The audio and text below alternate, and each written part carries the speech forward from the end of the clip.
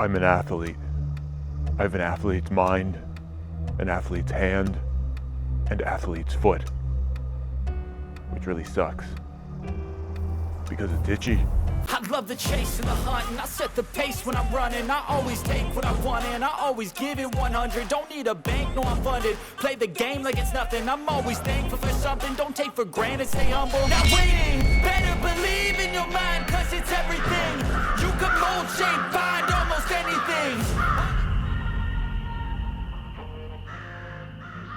Hey everybody, this is Praxis.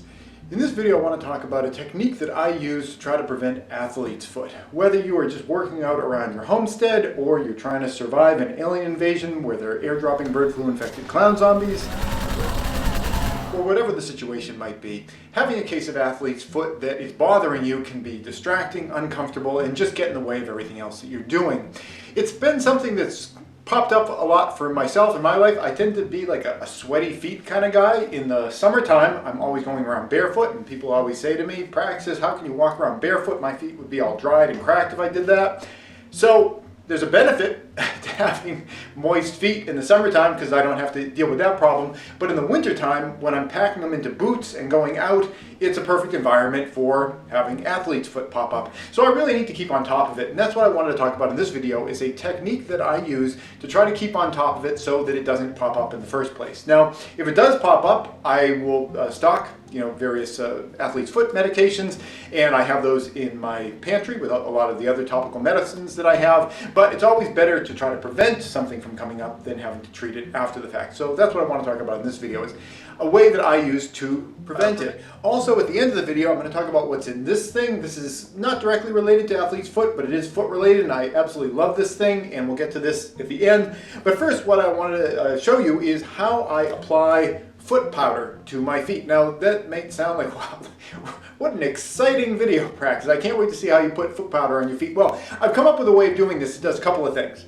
One, it has a lot less waste. If you just take this kind of thing and you're trying to put it on your feet, I don't know if you've ever done it, but a lot goes on the floor. It kind of gets everywhere. Also, it is a technique that you can use to really put it on in a liberal sort of way, so you got a lot of powder on there, so it's going to keep your feet extra dry. And the technique that I use is that I take the entire contents of one of these bulk containers and I put it into a small tray that I can put my feet into, and it's like walking around on the beach. It's a wonderful sensation, to get it all over your feet. I'm going to show you how we do it right here. All right, so we're going to start by just taking the lid off of this container, and I just put the knife in there and give it a little bit of an angle. They pop off really easy on these. And then I'm just going to pour the entire contents in here. Now you saw that there was already some in there, but it works a lot better when it's a little bit deeper, for reasons that you'll probably notice in a moment. Okay, put it all out. Part of the benefit of this is that you're not wasting as much, or any, generally.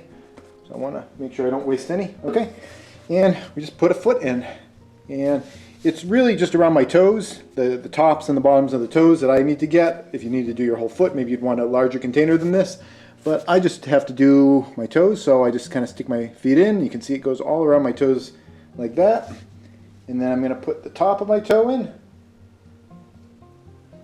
just like that. And you can see it really coats super well, like that. And now there's piles all over the place, so I'm just going to have my foot hovering over it and just tap my foot. And that makes everything just kind of drop off. And I've got a nice coating on there. And next thing I do is just put my sock on, and I scoop the sock from below to kind of catch anything as I go. Just like that, and you can see on the floor around it, I spilled just a little bit there, but that's it. So no mess. All the stuff is going where you need it. Okay, so I hope you can see that that does a really good job of coating all over your feet, and there's pretty much no mess left over, and that's what I really like. So there's no waste, no mess, and it does a really good job coating things.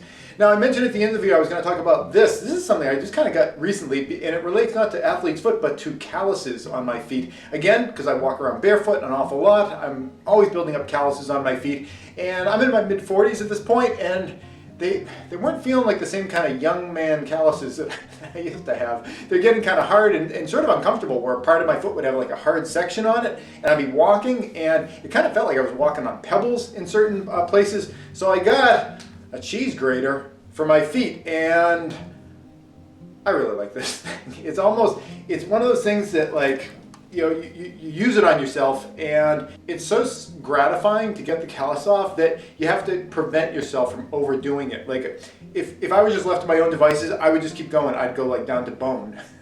But it's worked really, really well to just smooth out all the places where I had, you know, really rough calluses. Now, that said, when I was doing it, I was going very, very gently over it, not pushing down, just letting light gravity kind of float over the surface, and making sure that it wasn't catching on things. As opposed to pushing it, I was doing a lot of pulling, because as you're pulling, if it kind of hits something, it'll kind of pop up and over it. If you're pushing, it's kind of like if you're taking like a plow and you're dragging it across the soil, it can kind of like skip and jump as it goes. But if you are, you know, kind of pushing it, it can like jam in, and, you know, you could go too deep.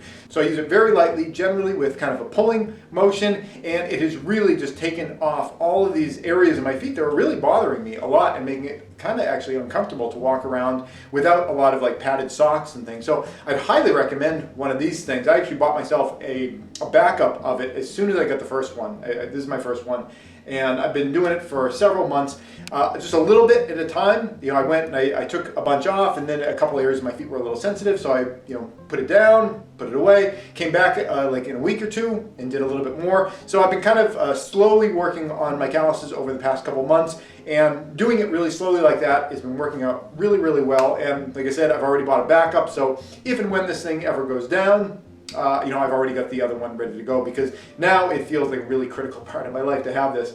Now, that said, in terms of how long I think this is going to last, it's made out of surgical steel, and it shows certainly no sign of dulling in the first couple of months. Not that anyone would expect that.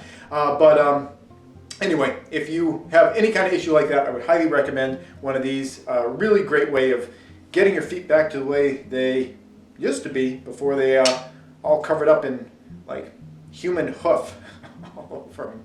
So that's it. I hope you found this whole video helpful. It's always great to try to get ahead of problems and prevent them from happening, so that you don't have to deal with them later, whether that's athlete's foot or, you know, the kind of issues that you can get if you're walking on feet that feel like they've got like pebbles under them. That can create issues all up and down your back as you're trying to like walk on your feet in kind of a weird way. Heading off problems before they become problems is always the best way to solve them. That's it. Thanks for watching. Hey YouTube preppers, if you enjoyed this video, here's another one that I think you might like. But before you click on it, I wanted to take a moment to thank all the people on the right-hand side of your screen. They help to support all the work that I do here over at patreon.com. If you'd like to join them and get your name added to the list, the link's below.